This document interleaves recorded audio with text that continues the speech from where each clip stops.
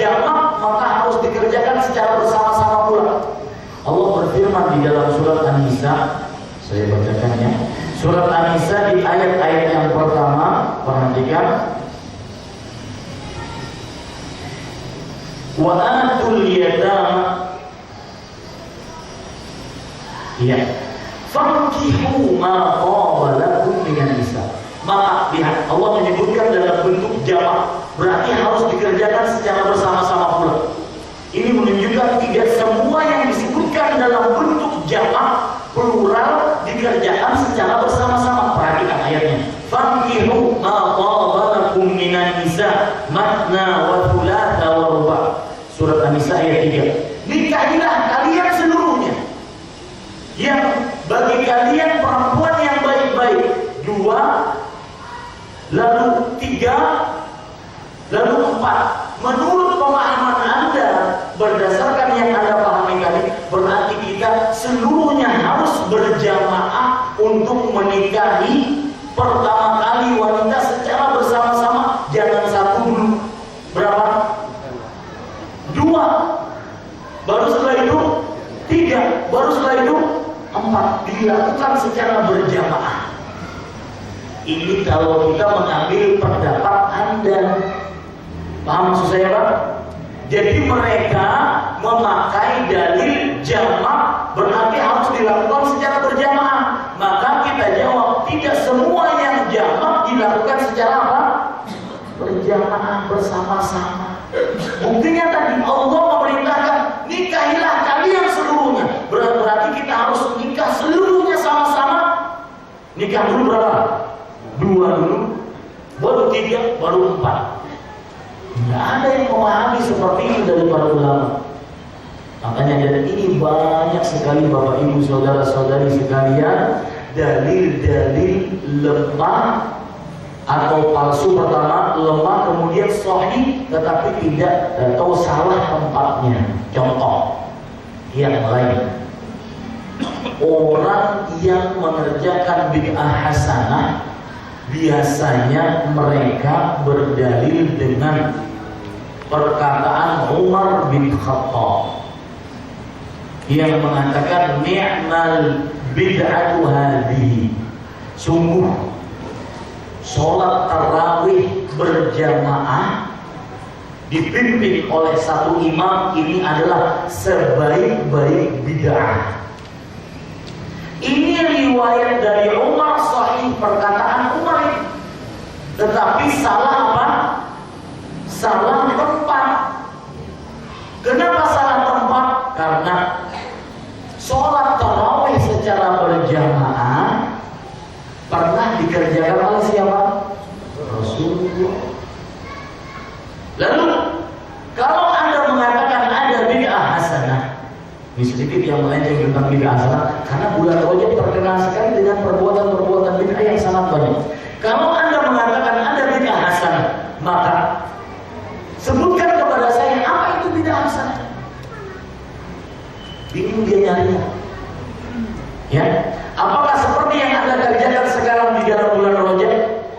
Tidak. Kenapa? Karena Rasulullah SAW mendapati bulan Rajab selama hidup beliau berapa kali semenjak beliau diangkat Isra dan Mi'raj. Saya ingin bertanya tentang sejarah, terutama adik-adik. Mungkin bapak-bapaknya sudah tahu kali sejarah sebelum adik-adiknya. Isra Mi'rajnya Rasulullah itu pada tahun keberapa dari kenabian?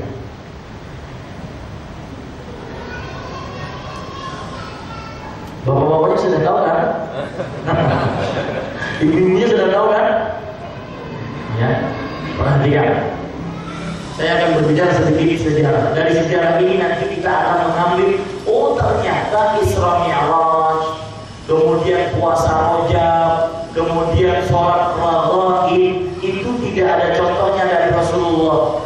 Lihat, kapan Rasulullah SAW diangkat menjadi Nabi dan Rasul? Umur berapa? 40 tahun. Ketika beliau berumur berapa? 40 tahun. Baik. Semenjak Nabi Muhammad SAW diangkat menjadi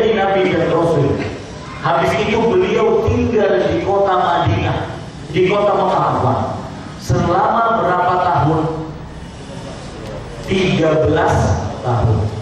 Berarti Nabi Muhammad SAW umur beliau tinggal di kota Mekah sampai 13 tahun. Berapa tahun umur beliau? 53 tahun. Setelah itu beliau berhijrah ke kota Madinah. Umur beliau berapa? Sampai 53 sampai 63 tahun. Berarti beliau tinggal di kota Madinah berapa tahun? 10 tahun. Selesai. Isra Mi'rajnya Rasulullah kapan? Sebelum hijrahnya Rasulullah. Kira-kira ada yang mengatakan sebagaimana yang terjadi yang disebutkan oleh Imam Ibnu Katsir di dalam kitab Al-Bidayah wa Nihayah, dan juga oleh Imam Muslim di dalam oleh Imam An-Nawawi di dalam kitab Al-Minhaj Syarh Sahih Muslim. Isra Mi'rajnya Rasulullah kira-kira 1 tahun 6 bulan, atau 1 tahun 2 bulan, atau 1 tahun 4 bulan sebelum hijrahnya Rasulullah.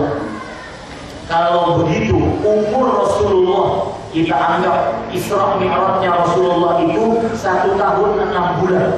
Umur Rasulullah berapa ketika Isra dan Mi'raj?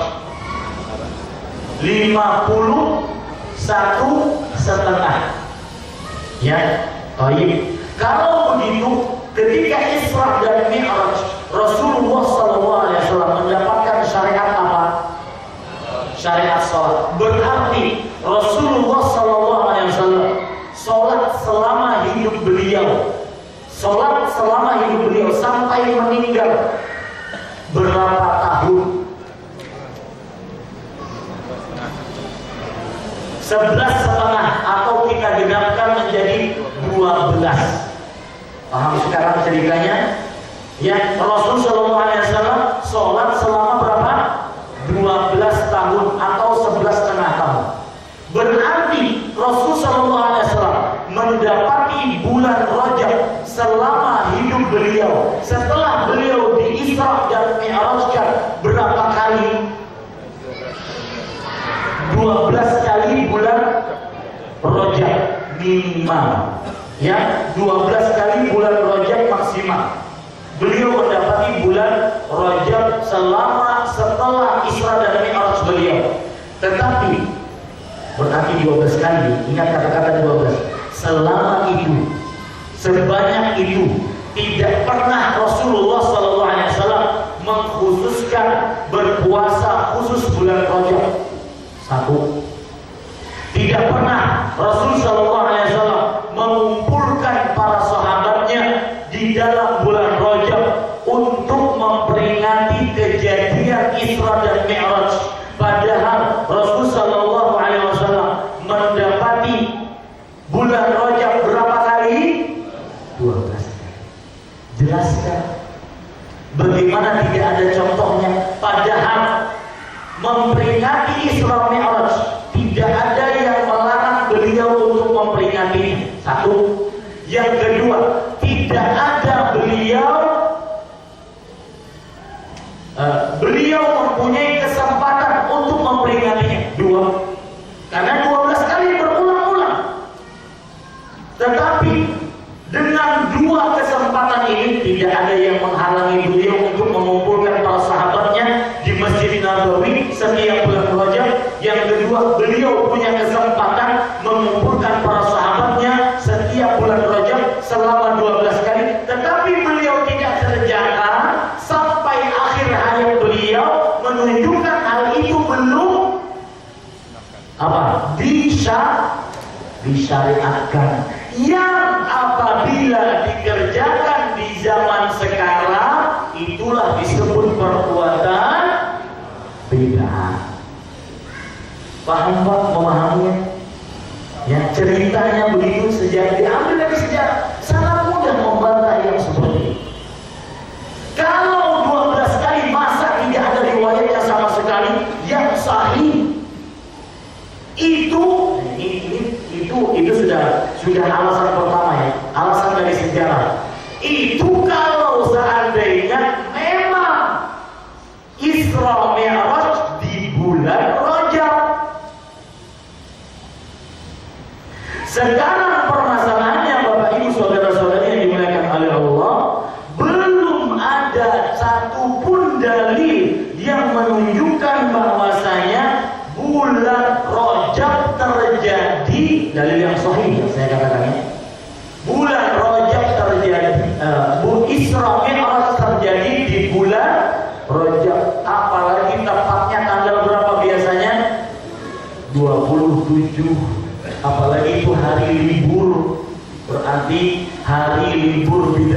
nasional.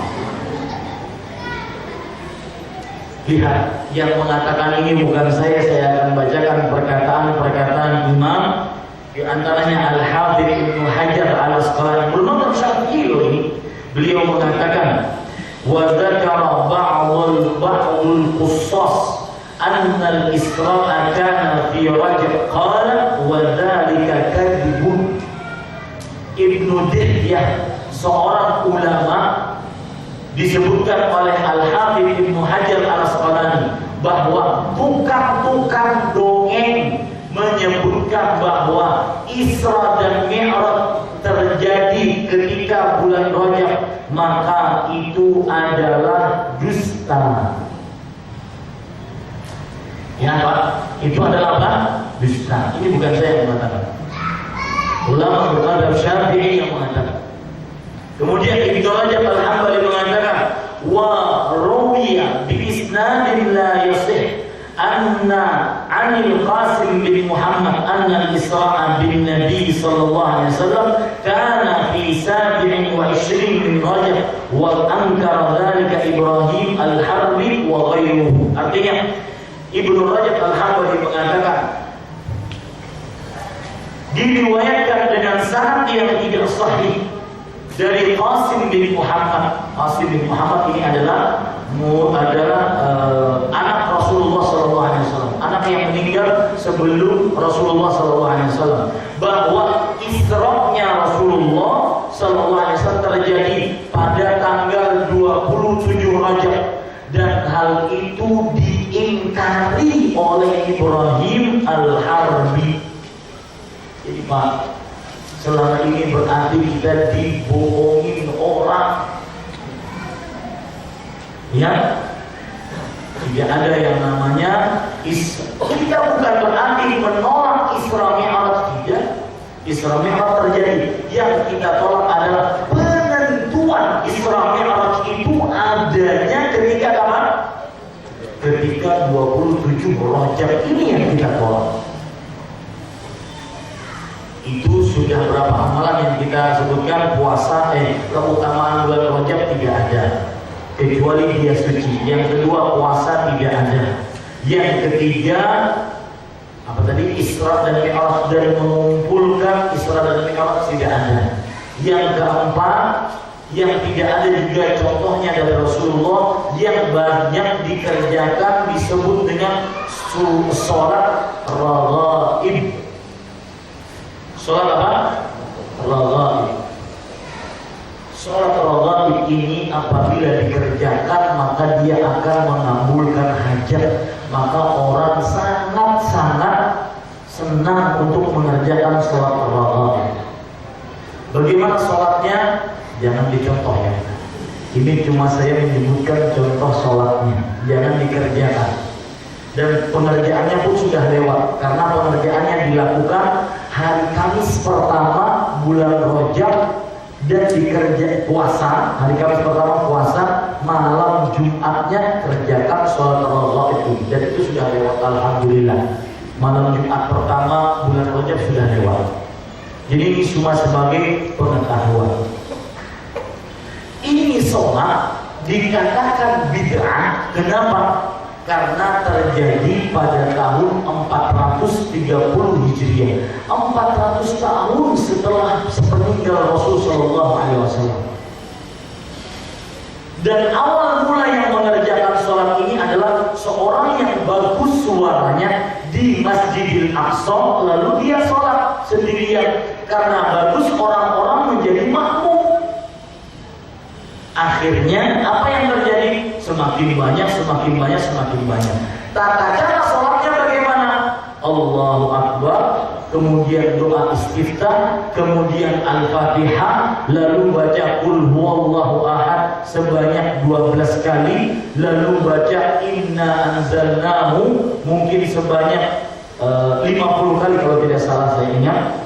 Nah, baru setelah itu nanti ruku juga membaca dengan bacaan yang panjang, sujud juga seperti itu, dikerjakan sebanyak 12 rakaat. Ini hadis, apabila menurut hadis yang palsu ini, apabila dikerjakan maka seluruh hajatnya pada tahun itu dikabulkan oleh Allah. Bagaimana orang tidak tertarik? Ada pelajaran menarik Pak tentang hadis palsu yang saya kemarin ketemu dengan Ustaz Badrul Abu Yahya. Beliau setiap Jumat sangat istiqomah membaca, mengajarkan kepada kaum muslim tentang ilmu kaidah hadis, terutama hadis-hadis palsu.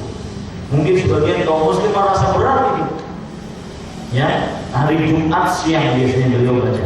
Nah, ada kalau kita belajar ilmu hadis, ilmu kaidah hadis tentang terutama hadis palsu, di sana ada penyebab-penyebab kenapa hadis palsu ditimbulkan di tengah kaum muslim.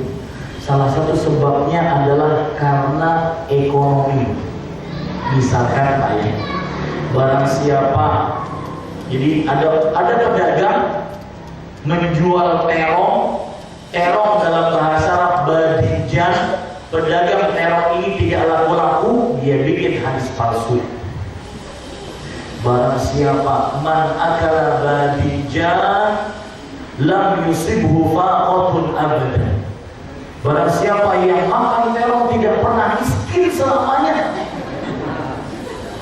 Ini salah satu sebab kenapa hadis palsu tersebar di masyarakat, yaitu karena ekonomi. Ada lagi karena pendidikan.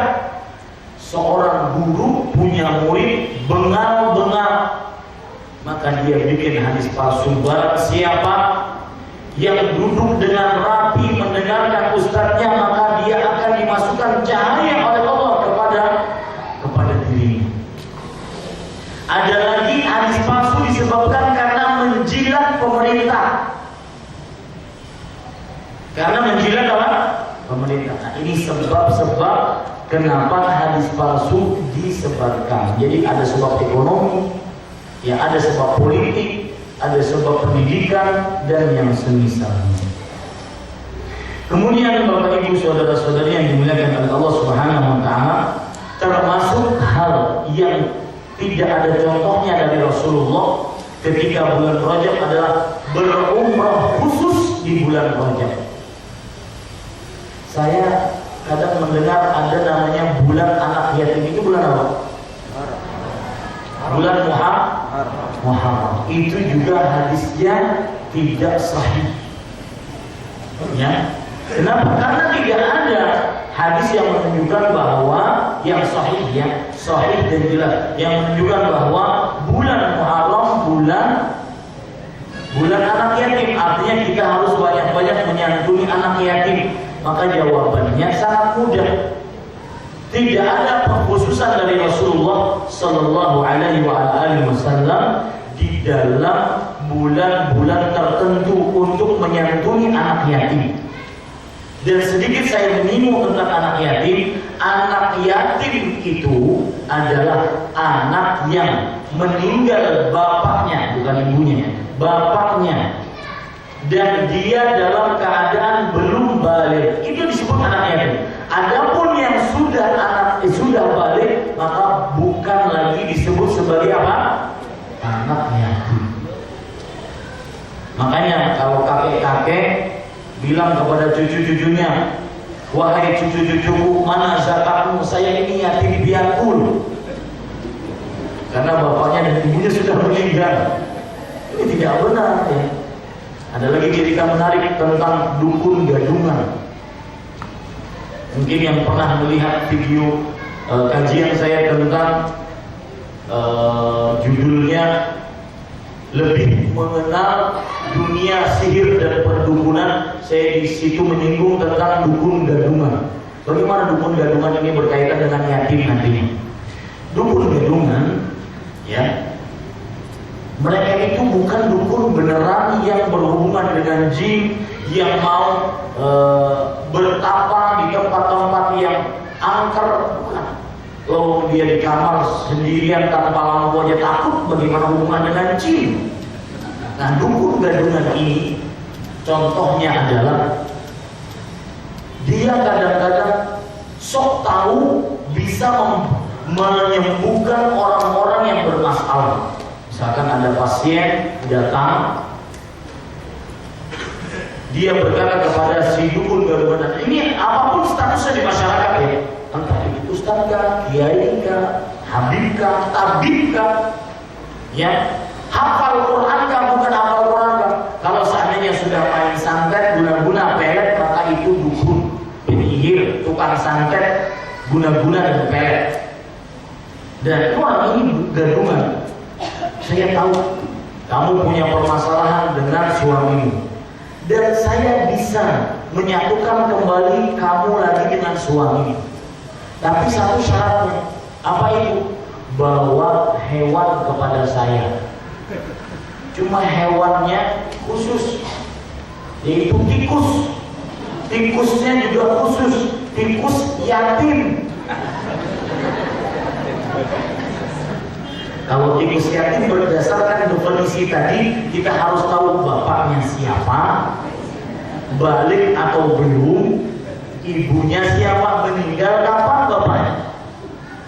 Nah ini dukun gadungan. Karena yang dicari bukan tikus yatimnya, yang dicari kalau bapak atau ibu pasiennya tadi tidak bisa, saya bisa. Cuma saya perlu uang ini, dan bapak, ibu. Terbukti berita-berita sekarang, apapun statusnya, pasti orang-orang yang seprofesi, dukun, penyihir, tukang santet, yang pelet, apapun darinya, pengobatan tradisional, pengobatan alternatif, yang apapun dia statusnya di masyarakat, ustadz kah, kiai kah, habib kah, gus kah, apa saja, kalau sudah mengobati dengan cara-cara seperti itu dukun. Dan ingat, setiap dukun, tukang santet, guna-guna sama dia mencontoh tukang sihir di zaman Fir'aun. Tukang sihir Fir'aun, sebelum dia beriman, mereka mengatakan kepada Fir'aun, inna lana la ajran in kunna nahnul ghalibin. Artinya, wahai Fir'aun, bukankah kami nanti dapat imbalan kalau kami menang melawan Musa? Selalu Pak, di ujung-ujungnya duit. Pasti itu, dan sudah terbukti. Selalu yang dicari duit. Nah ini Bapak Ibu, saudara-saudari, saya sedikit mengecek karena itu penting. Nah, permasalahan sekarang, begitu pula umroh di dalam bulan Rajab. Permasalahannya Pak, bukan permasalahan orang umroh seperti yang saya ceritakan tadi. Saya ingin berumroh, bukan umrohnya di dalam bulan Rajab yang tercela, tetapi mengkhususkannya karena bulan Rajab ini yang tercela. Di samping Aisyah radhiyallahu anha sudah mencela bahwasanya mahkamah Rasulullah sallallahu alaihi wasallam fi Rajab waktu Rasulullah sallallahu alaihi wasallam tidak pernah berumrah di bulan Rajab sama sekali. Ya, sudah dicela oleh Aisyah, sudah dibantah mengkhususkan Ramadan dan mengkhususkan Rajab untuk berumrah, sudah dicela. Apalagi yang jadi permasalahan adalah sebenarnya bukan umrohnya, tetapi pengkhususannya. Nah, begitulah keadaan-keadaan bid'ah lainnya. Seperti misalkan membaca Yasin malam Jumat. Bukan pembacaan Yasinnya yang kita kritik, yang kita ingin nasihati, akan tetapi apa? Pengkhususannya malam Jumatnya itu yang belum ada. Seperti contohnya lagi, membaca tahlil 1 hari, 2 hari, 3 hari, seminggu, 70, 40, 70 hari, kemudian 100 hari, kemudian 1 haul. Ketika seorang sudah meninggal, bukan pembacaan la ilaha illallahnya yang kita nasihati, akan tetapi yang kita nasihati adalah pengkhususannya. Kenapa harus ada 1 hari, 2 hari, 3 hari? Itu yang tercela. Karena ketika dibatasi dengan waktu tertentu, dibatasi dengan sebab tertentu, tempat tertentu, jumlah bilangan tertentu, jenis tertentu, tata cara tertentu, ya, maka ini semua harus butuh dalil. Seperti yang saya sebutkan, seperti contoh yang saya ingin contohkan. Kalau Bapak saya kasih amalan, barang siapa yang beristighfar, ya, amalannya istighfar, Ada contohnya dari Rasulullah, tapi pengkhususannya yang belum ada contoh. Barang siapa yang beristighfar pada tengah malam Jumat Kliwon jam 12 tepat di dalam kamar, dimatikan lampu seluruhnya, kemudian ditemani hanya 1 lilin dengan jumlah istighfar 10.000, dengan cara melepas baju, duduk di atas kain putih, maka akan dilunaskan hutangnya oleh Allah. Hadis riwayat Ahmad Zainuddin. Ini semua contohnya tidak ada contoh. Padahal istighfarnya disyariatkan atau tidak? Syariatkan. Jadi yang menjadi permasalahan yang kita nasihati kaum muslim, mudah-mudahan menerima nasihat, dan kita cuma bisa menyampaikan nasihat. Kita bukan orang yang sok pintar, bukan. Salah besar ketika kita ada orang menasihati dianggap wah sok benar, enggak. Kita nasihati, ya. Yang jadi permasalahan bukan istighfarnya, tetapi pengkhususannya. Pengkhususannya itu ada 6: waktu, tempat, jumlah bilangan, jenis, tata cara, itu lagi sebab. 6 perkara ini yang harus sesuai dengan contohnya Rasulullah. Saya beri contoh. Jenis berkurban. Bapak memiliki kambing, sapi, onta, bapak berkurban dengannya. Saya punya bebek 1000. Saya berkurban dengan bebek. Kira-kira sah nggak kurban saya? Tidak sah. Kenapa? Karena jenisnya tidak sesuai dengan contoh Rasulullah.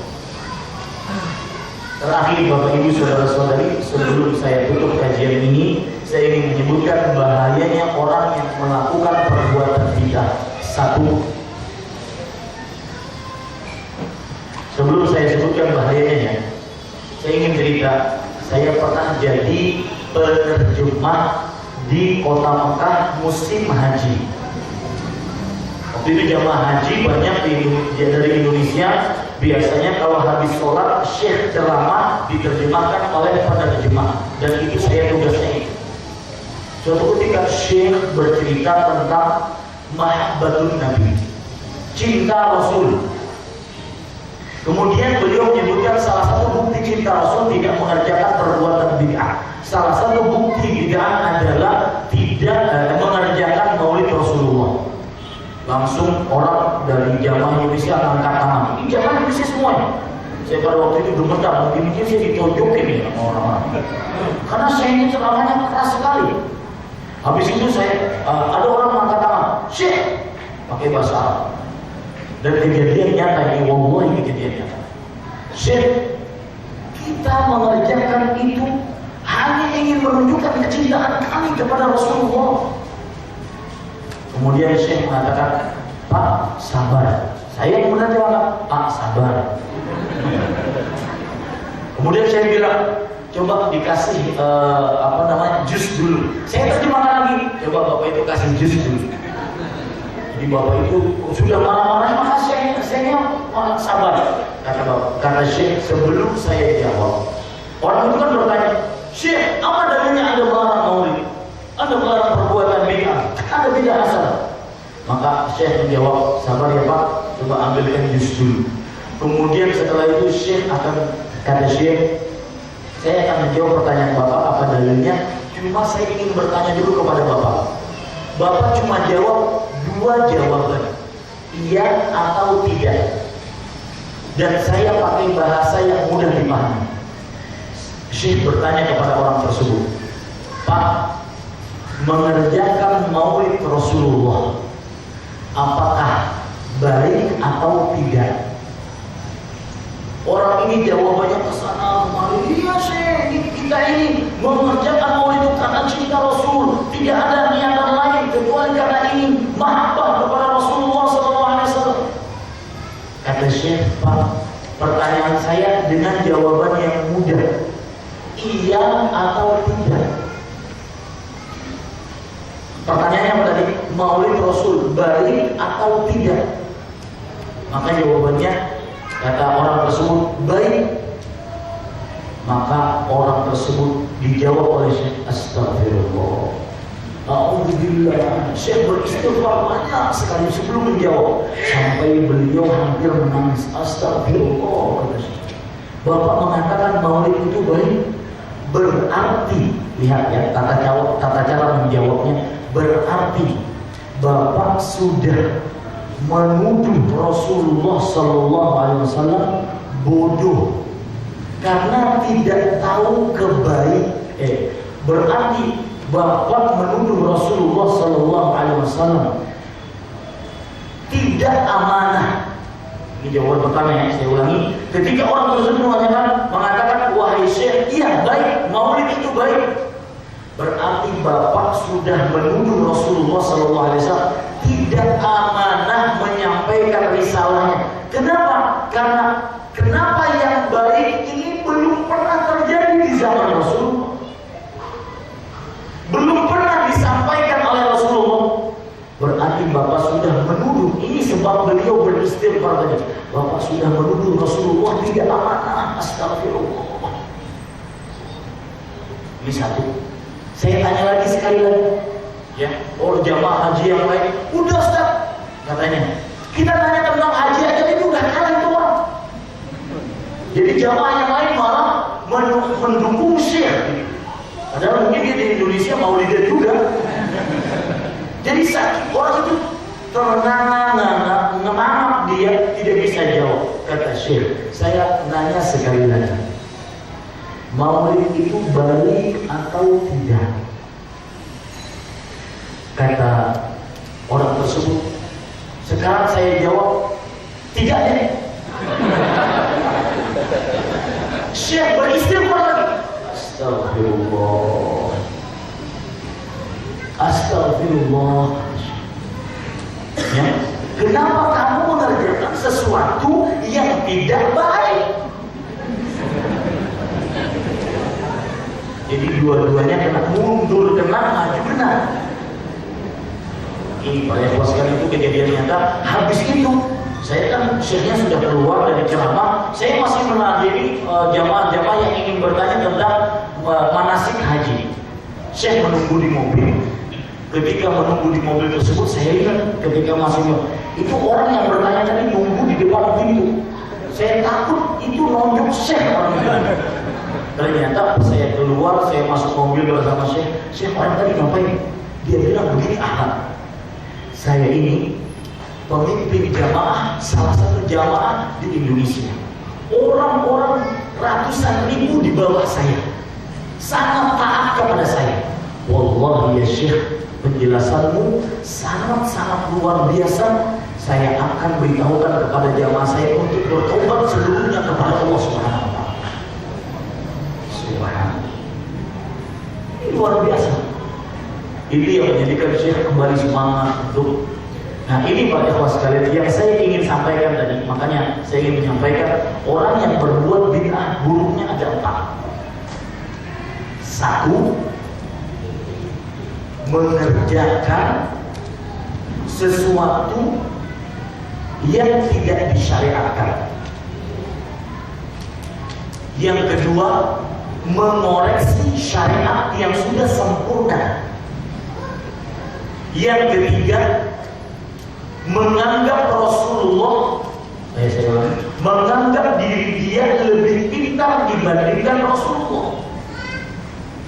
Yang keempat, ini saya ulanginya. Yang keempat, yaitu menganjurkan kaum muslim untuk mengerjakan sesuatu yang tidak disyariatkan.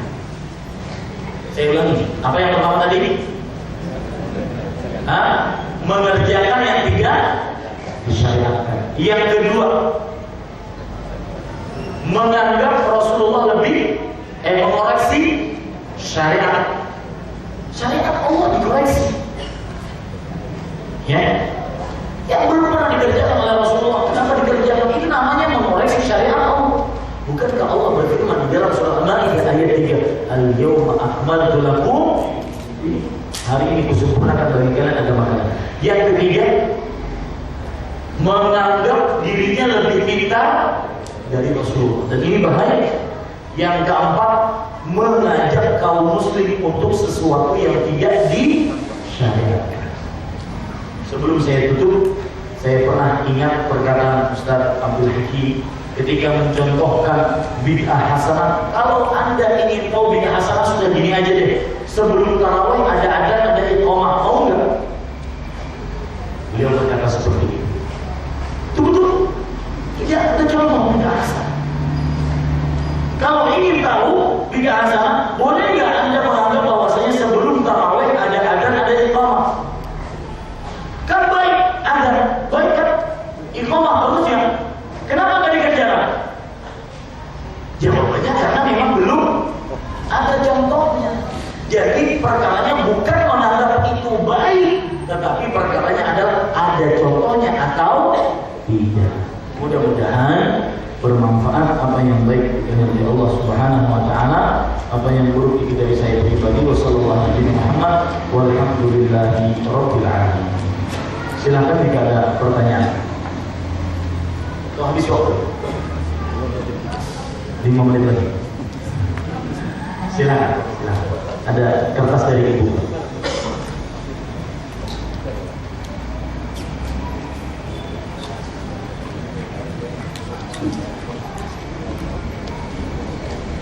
Assalamualaikum warahmatullahi wabarakatuh. Mohon penjelasan tata cara sholat witir 3 rakaat. Apakah harus baca qunut di akhir rakaat? Ini yang bertanya ini, saya ada 2 pemikiran dari pertanyaan ini. Tata cara sholat witirnya kah yang ditanya atau qunutnya kah yang ditanya? Kalau dia bertanya tentang tata cara sholat witirnya, maka sholat witir yang dikerjakan oleh Rasulullah ada beberapa macam. Yang paling terkenal 2 macam, yaitu mengerjakan 2 rakaat salam, kemudian 1 rakaat salam, berarti 3 rakaat. Ada lagi 3 rakaat sekaligus langsung salam, dua-duanya boleh, sebagaimana disebutkan dalam hadis Aisyah radhiyallahu anha. Adapun permasalahan kapan baca qunutnya, maka al-qunutu fil witr, qunut di dalam salat witir itu dianjurkan, sebagaimana dalam hadis Al-Hasan bin Ali bin Abi Thalib radhiyallahu anhuma, kana Rasulullah sallallahu alaihi wasallam yu'allimuna al-qunuta fil witri kama yu'allimuna as-surata bil Qur'an. Rasulullah sallallahu alaihi wasallam mengajarkan kepada kita qunut di salat witir sebagaimana mengajarkan kepada kita salah satu surat dari Al-Qur'an. Nah, membacanya itu di akhir rakaat. Ya, terjadi perbedaan pendapat di antara para ulama. Apakah di akhir rakaat itu sebelum ruku atau setelah ruku qunutnya? Jadi kalau sebelum ruku bagaimana? Allahu Akbar, Al-Fatihah sampai Al-Ikhlas, baru qunut, baru ruku. Itu sebelum ruku. Adapun kalau setelah ruku dulu baru qunut. Wallahu a'lam. Terjadi perbedaan pendapat di antara para ulama, dan saya lebih condong kepada setelah ruku untuk qunut sholat witir. Setelah ruku untuk qunut apa? Sholat witir. Nanti beda lagi nanti witir di dalam bulan Ramadan.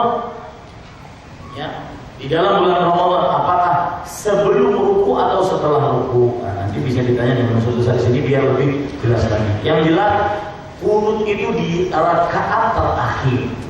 Ya, wallahu a'lam. Apakah sholat duha boleh kita rutinkan di setiap pagi? Ya, boleh. Ya, karena itu amalan yang sangat luar biasa. Salah satu keutamaan atau hadis-hadis yang menyebutkan keutamaan sholat duha di antaranya hadis riwayat Imam Abu Dawud, Ibn Adam irka' li arba'an awwalan nahari akfika akhirahu. Wahai anak manusia, kalau dari saya ini Abu Dawud atau tim ini antara 2 itu atau yang lainnya ya, yang penting di Ashabus Sunnah. Wahai anak Adam, sholatlah 4 rakaat di awal siang, yaitu pada waktu pagi menjelang siang. Maka aku akan cukupkan keperluanmu sampai sore hari terbenam matahari. Ini keutamaan sholat duha. Keutamaan sholat duha yang lain, hadis Rasulullah SAW bersabda, "Sholatul awwabin hina tarmadul fisal." Sholatnya orang-orang yang disebut kembali kepada Allah adalah ketika anak-anak onta kembali ke kandangnya. Jam berapa itu kira-kira kalau di sini? Lagi panas-panasnya itu. 10, setengah 11, begitu lah ya. Nah itu dia. Nah ada lagi hadis yang lain.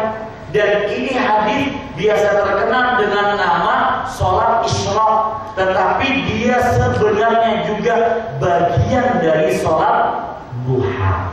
Hadisnya riwayat Tirmidzi, Rasul sallallahu alaihi wasallam bersabda, "Man shalla subha fi jama'ah, thumma qa'ada yadhkurullaha hatta tatlu'a asy-syamsu, thumma yusalli rak'atain, kana lahu ka'ajri hajjatin wa umratin tamatin." Barang siapa yang sholat subuh secara berjamaah, ingat syaratnya ini, sholat subuh berjamaah kalau ingin mendapatkan pahalanya. Kemudian dia duduk di masjid sampai terbit matahari. Dalam riwayat yang lain ada tambahan hatta qadra rumhi. Setelah terbit matahari jangan langsung sholat, tetapi tambahkan sampai 1 tombak. Ya qadra rumhi, yaitu sekitar 10 menit atau 15 menit begitu. Setelah terbitnya matahari, setelah syuruk, lalu dia sholat 2 rakaat, maka baginya pahala seakan-akan mengerjakan ibadah haji dan umroh yang sempurna. Ini disebut oleh para ulama sebagai sholat isyraq, tapi dia juga sebenarnya termasuk sholat apa? Duha. Dan itu keutamaan sholat duha. Jadi boleh saja orang yang melazimkan sholat duha, tetapi tidak ada pokok kalau seandainya dia melakukan sholat duha lalu pada suatu hari dia tinggalkan. Wallahu a'lam. Mohon dijelaskan kapan Nabi sholat pertama kali dan bagaimana sebelumnya dengan sholat Nabi Isa. Syukran jazakallahu khairan. Sholat pertama kali Rasulullah setelah 1 hari, besok harinya beliau mendapatkan Isra Mi'raj. Jadi malam ini beliau Isra Mi'raj, besoknya datang Jibril langsung mengajarkan tata cara sholat dan waktu sholat. Ya. Dan itu terjadi sekitar 1 tahun 6 bulan sebelum hijrahnya Rasulullah ke kota Madinah. Jadi kalau ditanya tepatnya kapan, saya tidak tahu. Ya, adapun sholatnya Nabi Isa alaihissalam, maka jawabannya saya katakan semua ada amal-amal atau perkara-perkara yang mana para nabi syariatnya sama. Ada syariat itu di seluruh nabi-nabi. Yang pertama sholat ada, kemudian puasa ada, zakat ada, haji ada. Ini rata-rata seluruh nabi mempunyai syariat ini, cuma tata caranya berbeda-beda. Bahkan ruku dan sujud pun ada. Bukankah Allah berfirman kepada Maryam di dalam surat Ali Imran, kalau tidak salah ayat yang ke-43, Allah berfirman, "Ya Maryamu qunuti li rabbiki wasjudi warka'i ma'ar raki'in." Wahai Maryam, kunutlah untuk Rabbmu, sujudlah dan rukuklah bersama orang-orang yang rukuk. Cuma tata cara sujud dan rukuknya bagaimana? Allahu a'lam. Jadi jangan heran kalau seandainya memang di agama Nasrani atau Yahudi itu ada sholat, jangan heran. Ya, memang itu syariat yang sudah ada dari semenjak dahulu. Wallahu a'lam. Ada yang lain bertanya? Saat ini beredar video seorang pendeta yang menjelekkan Rasul. Itu gimana tanggapan Islam? Umat Islam yang pertama harus membenci setiap perbuatan dan ucapan yang menghina Rasulullah Sallallahu Alaihi Wasallam. Cuma sekarang kita ingin mengobati perkara itu jangan juga dengan jalan cara-cara hutan rimba, ya hancurkan sana, hancurkan sini, bukan. Kita tidak boleh membalas ya dengan cara-cara yang buruk. Kenapa? Karena Rasulullah SAW bersabda, "Laisal mu'minu bil ta'an, walal la'an, walal fahishil badi." Bukanlah orang yang beriman itu orang yang suka mencaci, melaknat, ya, dan berkata kasar dan berkata keji. Bukan. Tapi kita jelaskan kepada masyarakat umum, baik muslimnya atau kafirnya, ini loh sosok Rasulullah. Apa yang mereka tuduhkan, misalkan Rasulullah akhlaknya tidak baik, ini akhlaknya. Misalkan Rasulullah suka wanita, ini perkara sebenarnya tentang perkara banyaknya istri Rasulullah. Misalkan Rasulullah SAW kata mereka suka membunuh, ya, bahwasanya Islam disebarkan dengan cara di bawah pedang.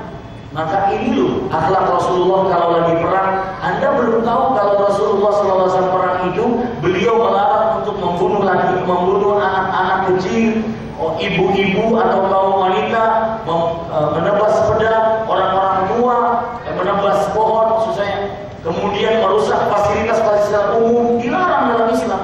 Beda dengan ketika perang Salibnya. Saya menerjemahkan buku, judulnya, dan ini buku saya terjemahkan ketika lagi rame-ramenya Rasulullah diserang oleh orang-orang kafir yang pada waktu itu kalau tidak salah negara Denmark pada waktu itu, ya, sampai diejek-ejekan di Arab Saudi waktu itu negara tersebut, sampai diboikot dan akhirnya mereka merasa rugi besar-besaran. Padahal boleh dirahmati oleh Allah, ya. Ada beda antara Rasulullah ketika berjihad dengan terjadinya peperangan Salib. Tidak jauh. Terjadi peperangan Salib, saya terjemahkan waktu itu, wallahi tidak ada sedikit pun yang tersisa, dari mulai wanita, anak kecil, semuanya ditebas. Sampai pada waktu itu di jalan-jalan seperti banjir darah. Adapun Rasulullah ketika berperang, beliau dengan pedang beliau sendiri membunuh orang itu bisa dihitung dengan jari, dengan tangan beliau sendiri. Padahal peperangan beliau belasan atau kalau tidak mau dikatakan puluhan. Jadi tidak benar. Maka jelaskan tentang keadaan Rasulullah Sallallahu Alaihi Wasallam, dan kita harus benci perbuatan tersebut. Dan jangan ikut menyebar-nyebarkan, ya, menyebar-nyebarkan berita tersebut. Kenapa? Karena akhirnya kita menyebarkan berita dihinanya Rasulullah Sallallahu Alaihi Wasallam oleh orang-orang kafir. Wallahu a'lam. Waalaikumsalam. Yang sholat subuh kan setelah azan itu tidak ada sholat kecuali 2 rakaat. Ya. Lalu apakah sholat qobliyah dengan sholat di antara 2 azan itu bisa mencukupi? Dan yang kedua, ketika wisuda disuruh untuk dress code-nya sepatu pantofel, apakah itu termasuk tasyahud? Ya.